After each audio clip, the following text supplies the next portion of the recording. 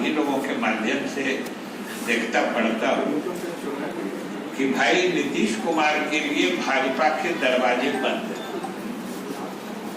इन्हीं दो चीजों के बारे में मैं आज आपसे कुछ चर्चा करना चाहता हूँ। जहां तक जाति गणना के आंकड़े की बात है, आप सब जानते हैं कि उसकी शुरुआत भी हुई थी सभी दलों की सहमति से। विधानसभा में संयोग से 2019 और 20 में जब जाति आधारित जनगणना मतलब 2021 की जनगणना जब प्रस्तावित थी, उसके पहले 2019-20 में ही विधानसभा में सभी दल के विधायकों ने यानी सभी दलों के समर्थन से सर्वसम्मत प्रस्ताव पारित हुआ।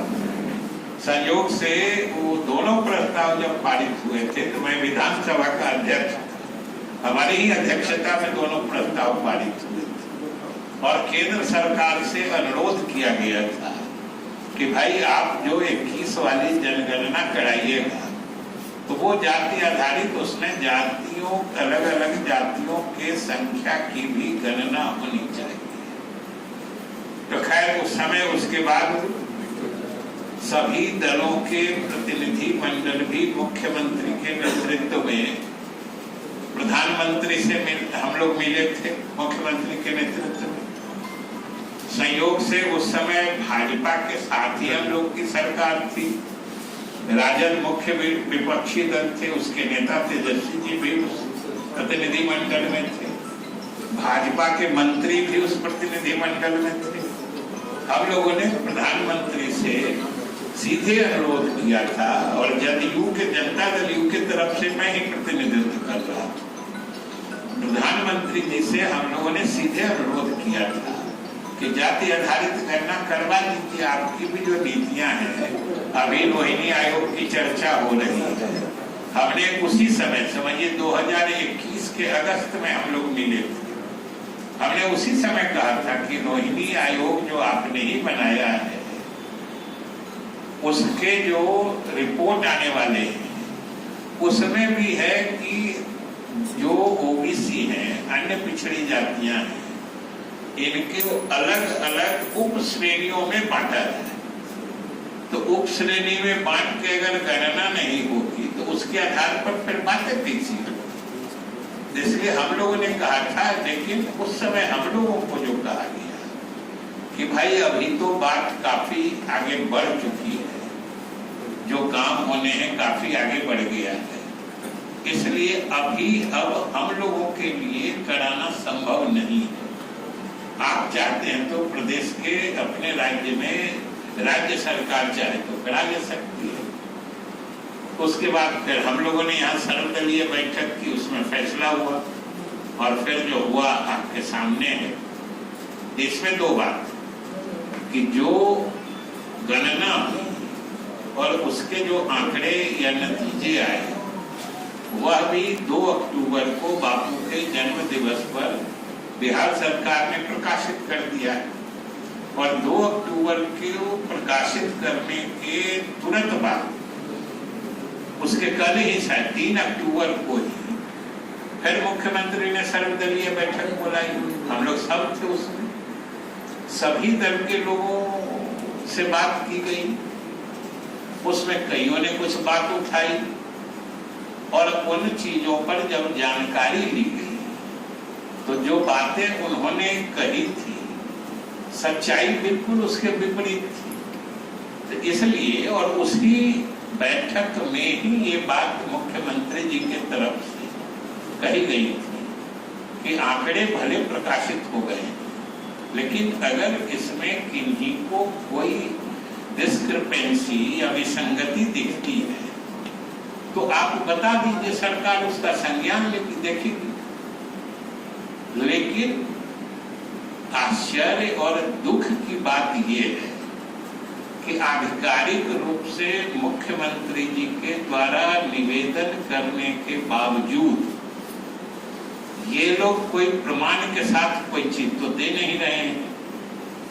लेकिन आप लोगों के माध्यम से इस प्रदेश की जनता को गुमराह करने का काम जरूर करने की कोशिश कर रहे हैं कि आखिर आप बताइए कि कोई आंकड़े आए हैं, किन्हीं का कहना है कि किसी खास जाति का आंकड़ा कम कर दिया गया, कोई कहता है फर्जीवाड़ा है, कोई कहता है कि सही ढंग से गया नहीं।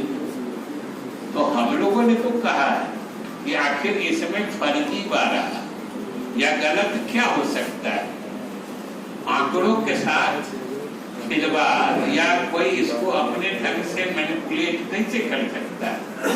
दो ही बात हो सकती है कि कहीं पर इस प्रदेश के किसी इलाके में अगर किसी जात विशेष के लोग हों और उनको गिनती में छोड़ दिया गया है, तभी कोई पक्षपात का आरोप लग सकता है, या कहीं पर किसी जात के लोग नहीं रहते और जबरदस्ती उनको गिन दिया गया है, तभी ये आरोप लग सकता है।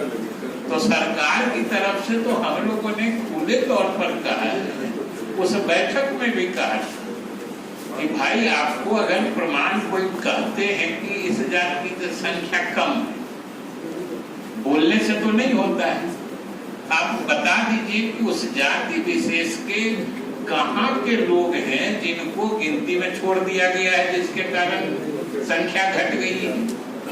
तो अगर ये प्रमाण आप देते नहीं हैं और खामखा आरोप लगाते हैं, तो यह तो किसी दूसरे चीज की तरफ इशारा करता है।